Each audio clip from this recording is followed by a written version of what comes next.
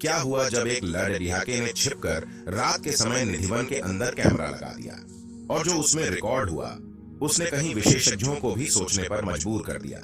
कृष्ण के भक्त अधिक संख्या में रोजाना निधिवन भगवान श्री कृष्ण और श्री राधा जी के दर्शन करने के लिए आते हैं। मान्यता है कि निधिवन में भगवान श्री कृष्ण आज भी रात के समय गोपियों के साथ रास रचाने आते हैं। सूर्यास्त होने के बाद निधिवन में लोगों का प्रवेश वर्जित है। लेकिन आज हम आपको जो निधिवन के बारे में कहानी बताने जा रहे हैं वह बिल्कुल सत्य है। यह कहानी सत्येंद्र नाम के एक लड़के के साथ घटित हुई थी। बात है साल 2017 की। पटियाला का रहने वाला सत्येंद्र का जन्म एक ऐसे परिवार में हुआ था जिस परिवार में भगवान श्री कृष्ण को बहुत ज्यादा माना जाता था और शुरू से ही उनके परिवार के सदस्य श्री कृष्ण के चमत्कार के बारे में कहानियां बताया करते थे, जिसकी वजह से बचपन से ही सत्येंद्र का श्री कृष्ण के प्रति बहुत ही ज्यादा प्रेम था। जब सत्येंद्र छोटा था तो उसकी बुद्धि दादी उसे हमेशा निधिवन के बारे में कहानियां सुनाती थी। वृंदावन के अंदर भगवान श्री कृष्ण आज भी प्रकट होते हैं। सत्येंद्र इन बातों को सुनकर चौंक जाता था। उसे यह भी बताया जाता था कि निधिवन के अंदर जितने भी पेड़ है वह कोई मामूली पेड़ नहीं है, बल्कि रात होने पर वह चमत्कारी पेड़ गोपियों में बदल जाते हैं।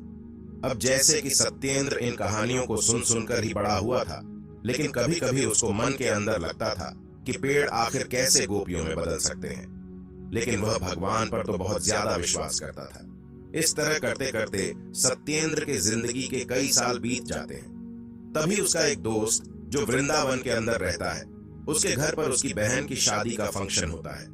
जैसे ही सत्येंद्र को यह बात पता चली तो उसकी खुशी का कोई ठिकाना नहीं रहा और वह सीधा बस में चढ़कर वृंदावन पहुंच जाता है। शादी के फंक्शन में आने से ज्यादा तो उसे इस बात की खुशी हो रही थी कि वह भगवान श्री कृष्ण की नगरी में आ गया है। लेकिन यहाँ आने पर उसका मन बार बार निधिवन में जाने का कर रहा था।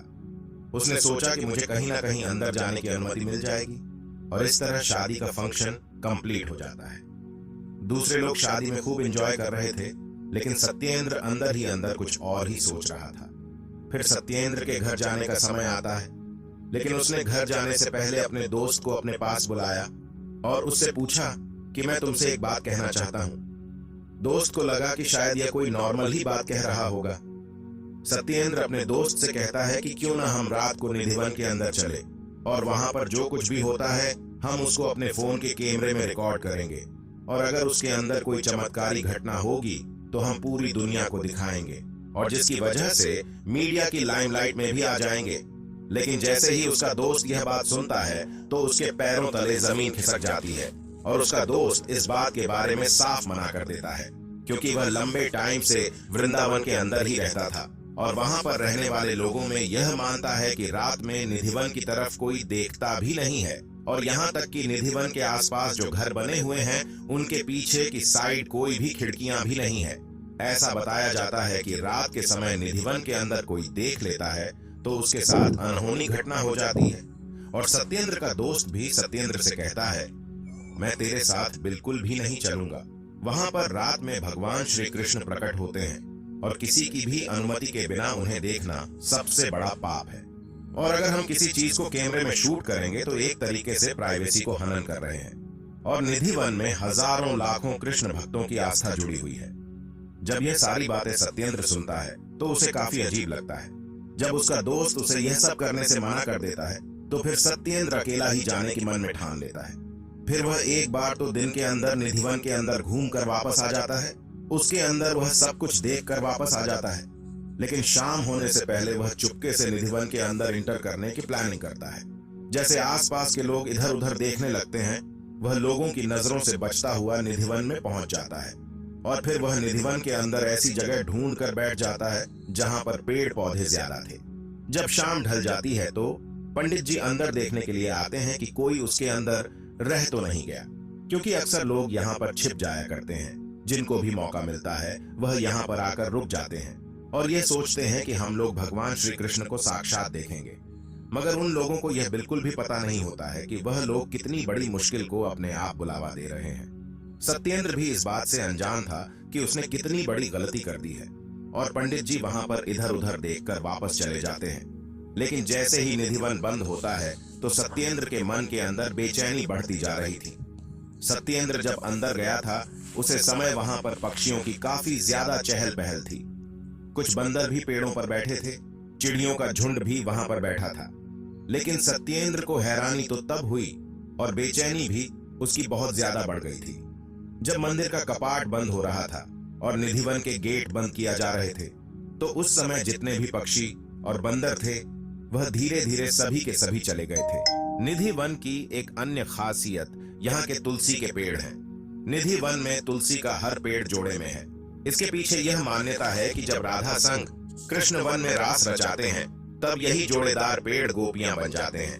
जैसे ही सुबह होती है तो सब फिर तुलसी के पेड़ में बदल जाते हैं। साथ ही एक अन्य मान्यता यह भी है कि इस वन में लगे जोड़े की वन तुलसी की कोई भी एक डंडी नहीं ले जा सकता।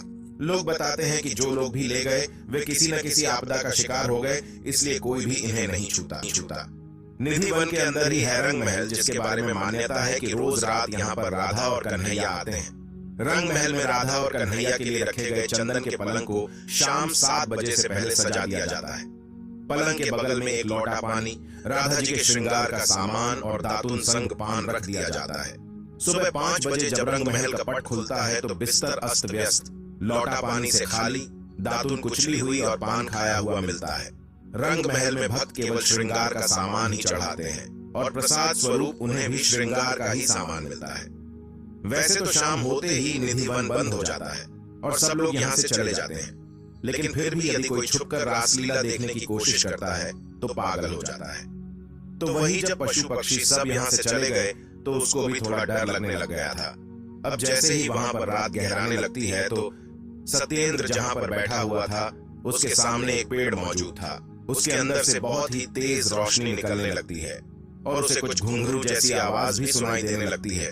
सत्येंद्र इधर उधर देखता है, उसे कुछ नजर नहीं आता है, लेकिन उसने मन में सोचा कि यह लाइट कोई आदमी कर रहा होगा। सत्येंद्र कुछ समझ पाता उससे पहले ही उसके साथ एक ऐसी चमत्कारी घटना हुई जिसके बारे में उसने बिल्कुल भी नहीं सोचा था। जिस पेड़ पर बैठा था उसके अंदर से भी एक दिव्य रोशनी निकलने लगी। उसने देखा कि कुछ पेड़ अपने आकार को धीरे धीरे बदल रहे हैं। सत्येंद्र ने देखा उस पेड़ के पत्ते धीरे धीरे गायब हो रहे हैं। अब उसे घबराहट बहुत ज्यादा होने लग रही थी और खुद की आंखों पर वह यकीन नहीं कर पा रहा था। उसके बाद उसको एक धक्का सा लगा और वह बेहोश होकर वहीं पर गिर पड़ा। उसके बाद वहां पर क्या हुआ उसके बारे में कुछ भी पता नहीं चला। हालांकि सत्येंद्र ने बेहोश होने से पहले अपने फोन के अंदर रिकॉर्डिंग को चालू कर दिया था। उसने सोचा मैं होश में नहीं रहूंगा तो भी फोन में सुबह देख लूंगा, लेकिन ऐसा सोचना भी उसकी बहुत बड़ी गलती थी। लेकिन जब सुबह उसकी आंखें खुली तो उसने अपना मोबाइल देखा और फिर वह वहां से घर पर आ जाता है। सत्येंद्र का पहले जैसा दिमागी संतुलन नहीं रहा था। उसने अपने साथ हुई घटना जब लोगों को बताई तो कोई भी उसकी बात पर यकीन नहीं कर रहा था। यकीन दिलाने के लिए जब उसने अपना फोन देखा तो उसके पैरों तले जमीन खिसक गई। फोन के अंदर कुछ भी रिकॉर्ड नहीं हुआ था। फोन पूरा का पूरा खाली था। लोगों को यह भी लगने लग गया कि सत्येंद्र झूठ बोल रहा है। वहां से आने के बाद वह काफी भोली बातें करने लग गया था। कभी वह अपने आप ही रोने लग जाता तो कभी वह जोर से हंसते भी लग जाता और कभी वह अपने आप ही बहुत ही ज्यादा घबरा जाता और कुछ भी ऐसी बात जो उसने वहां पर देखी बताने की कोशिश करता तो वह बिल्कुल भी बोल नहीं पा रहा था। और जब इतनी सारी घटना उसके साथ हुई तो उसने मान लिया कि भगवान श्री कृष्णा जरूर निधिवन के अंदर आते हैं और उसे इस बात का पश्चाताप हुआ कि उसने जिंदगी की सबसे बड़ी गलती कर दी, क्योंकि वहां पर भगवान श्री कृष्ण की इच्छा नहीं थी।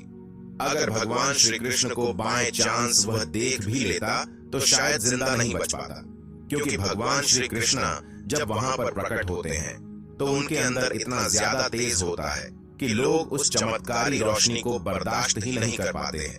क्योंकि जब स्वयं ब्रह्मांड की रचना करने वाला जब इस पृथ्वी पर आता है तो उसे भला नॉर्मल इंसान कैसे देख सकता है, और इतनी तेज रोशनी को हम कभी सहन नहीं कर पाते हैं। हालांकि सत्येंद्र की इस कहानी में कितनी सच्चाई है इसके बारे में तो हमें ज्यादा नहीं पता है, क्योंकि एक दंत कथा है जो लोगों द्वारा बताई जाती है। इस वजह से निधिवन के अंदर मानता है कि जो भी रात में वहां पर देख लेता है या तो वह पागल हो जाता है या फिर वह अंधा हो जाता है। यहाँ तक के लोग कहते हैं कि उसकी मौत भी हो जाती है, क्योंकि भगवान श्री कृष्ण की लीला अपरपार है। अगर यह कैमरा वाला सवाल मैं आपसे पूछूं कि अगर आपके घर के ऊपर कोई आकर कैमरा लगा दे और 24 घंटे आप वहां पर क्या कर रहे हो देख तो आपको कैसा लगेगा? वह आपको कितना बुरा लगेगा। इसलिए सबकी अपनी अपनी प्राइवेसी होती है और भगवान की भी प्राइवेसी होती है। और यहाँ तक कि जैसा कि मैं आपको बताया कि निधिवन के ऊपर हजारों लोगों की आस्था टिकी हुई है और इस प्रकार की कोई भी घटना लोगों की भावनाओं को ठेस पहुंचाती है। प्राइवेसी को भंग इस तरह से नहीं करना चाहिए, चाहे वह जो कोई भी हो, चाहे वह भगवान ही क्यों ना हो। अब आप इसके बारे में क्या सोचते हैं? कमेंट में जय श्री कृष्णा जरूर लिखें और इस चैनल को जरूर सब्सक्राइब करें। हम इसी प्रकार की धार्मिक जानकारियां आपके सामने लाते रहते हैं।